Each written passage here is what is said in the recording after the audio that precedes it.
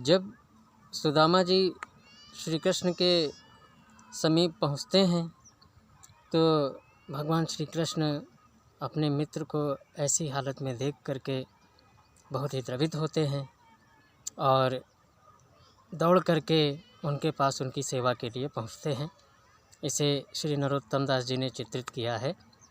आइए देखते हैं कि ऐसे बेहाल बीवाइनी सो पग कंटक जाल लगे पुनि जोए। हाय महादुख पायो सखा तुम आए इतना कित दिन खोए। देखे सुदामा की दीन दशा करुणा करी के करुणा निधि रोए। पानी परात को हाथ छुयो नहीं नैनन के जल सो पग धोए। देखिए, इसे गाने में बड़ा सहज आनंद मिलता है, तो मैं अक्सर इसे गाता रहता हूँ। तो हुआ क्या कि इतना ज़्यादा बेहाल हो गए उनके ऐसे देख करके, ऐसे बेहाल बेवाइन सो पग कंटक जाल लगे पुनि जोए। हाय महादुख पायो सखा तुम आए इतै न कितै दिन खोए। तो कवि कहता है कि इस हाल बेहाल में उनके पैरों में बीवाइयाँ पड़ी हुई हैं, कांटों के जाले लगे हुए हैं। यह देख करके वो दौड़ करके आए और उन्हें निकालने लगे जोए। हाय महादुख, और उनको कहने लगे कि हाय, हे मित्र, तुम इतने दिनों तक इतने महान दुखों को पाते रहे, तुम इतने दिनों तक क्यों खोए रहे, मेरे पास क्यों नहीं आए।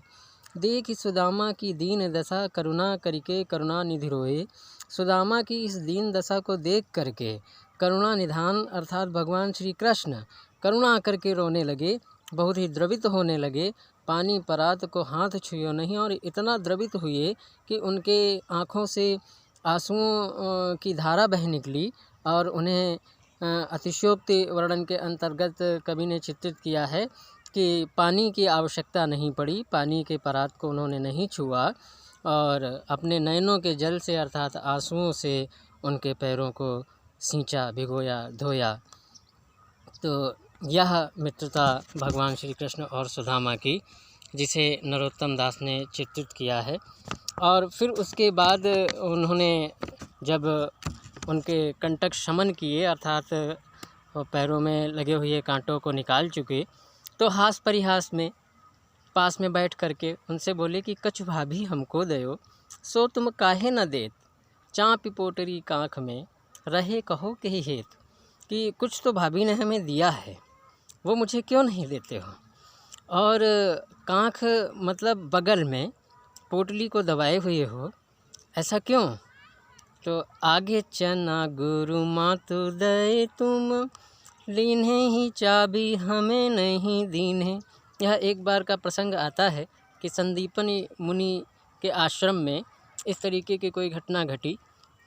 तो उन चनों को, चूँकि बारिश हो रही थी और भगवान श्री कृष्ण और सुदामा दोनों लोग अलग अलग पेड़ों पर या पेड़ की डालियों पर थे, और सुदामा जी को गुरु माता ने चने दिए थे कि वन में कुछ कार्य के लिए जा रहे हो तो ये चने लिए जाओ खाना।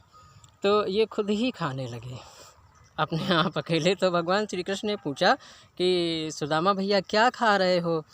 तो सुदामा जी बोले कि खा कुछ नहीं रहा हूँ, ठंड के कारण, शीत के कारण मेरे दांत बज रहे हैं। उन्होंने भी सही ही सोचा कि इस बारिश में अगर जो ये कहेंगे भी तो कहाँ से हम फेंकने लगेंगे, कि कहाँ उतर के इनको देने जाएंगे, कि ये उतर के लेने आएंगे। तो उन्होंने एक बहाना किया। तो उसी प्रसंग को भगवान श्री कृष्ण यहाँ पर रखते हुए उनसे ये कहते हैं कि आगे चना गुरु मातु दए लय, तुम चाबी हमें नहीं दीने। श्याम कहो मुस्काए सुदामा, सो चोरी की बान में हो जू प्रवीणे। पोटरी काँख में चापी रहे तुम, खोलत नाही सुधा रस भीने। पाछिली बानी अजोन तजो, तुम तैसे भाभी के तंदुल कीन्हे।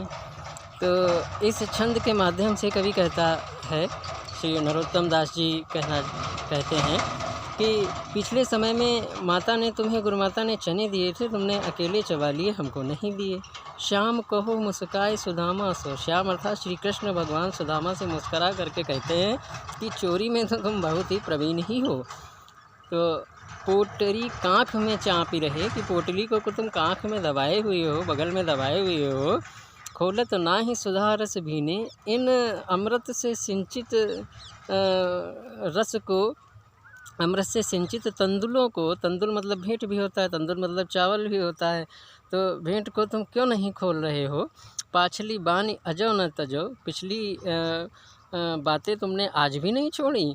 तुम तैसे ही भाभी के तंदुल कीने, वैसे ही तुम भाभी के तंदुलों को मुझसे छुपा रहे हो।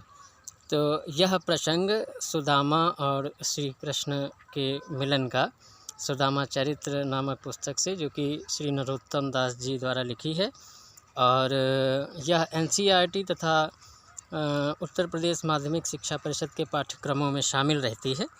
और इसका अभी आगे का प्रसंग फिर हम तृतीय सर्ग में, इसके 3rd पार्ट में सुनेंगे, पढ़ेंगे।